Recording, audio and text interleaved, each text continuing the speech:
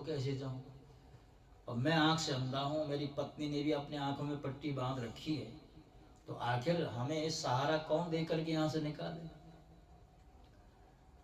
तो विदुर जी कहने लगे, मैं हूं ना। विदुर जी धर्मराज के अवतार है, और धर्मराज का मतलब साक्षात धर्म है, और जिसको धर्म का सहारा मिल जाए फिर उसका कल्याण होने से कौन रोक सकता है? तो विदुर जी ने कहा, चलो मेरे संग। रात्रि के समय विदुर जी ने धृतराष्ट्र का हाथ पकड़ा,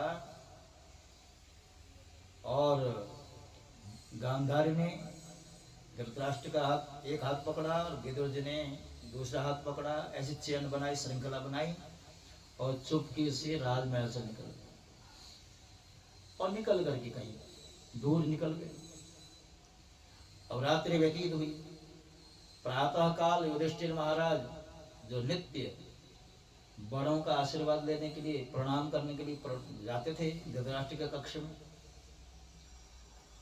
तो धृतराष्ट्र के कक्ष में गए तो वहां न गांधारी न धृतराष्ट्र नजर आते हैं। फिर दूसरा जो विदुर जी के लिए कक्ष निर्धारित कर दिया गया था, आप यहाँ विश्राम करें, तो वहां विदुर जी भी नजर नहीं। युधिष्ठिर को बड़ी चिंता हुई, सोचते हैं कि बात क्या है, रातों रात ये कौन सी घटना घटित हो गई है? ये मेरे ज्येष्ठ पिता और ज्येष्ठ माता और चाचा कहाँ चले गए? धृतराष्ट्र का जो कमरा था, उसके बाहर निरंतर सेवा में बैठा रहता था संजय। संजय से पूछने लगे, संजय बताओ, हमारे ज्येष्ठ पिता माता और चाचा विदुर जी कहाँ चले गए? संजय कहता, मुझे तो कुछ भी मालूम नहीं, मैं तो यहाँ अपनी ड्यूटी पे बैठा हूँ, ड्यूटी निभा रहा हूँ, मुझे यही नहीं मालूम आपके ज्येष्ठ माता पिता किधर चले गए। तो अब युधिष्ठिर को बड़ी चिंता हुई।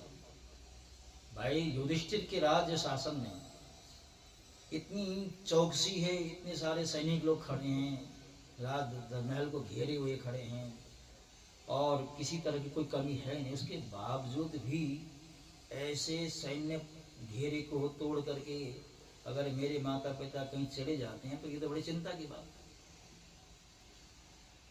तो इतने में देवर्षि नारद जी पहुंचे। नारद जी की भूमिका क्या है? जब कोई व्यक्ति दुखी होता है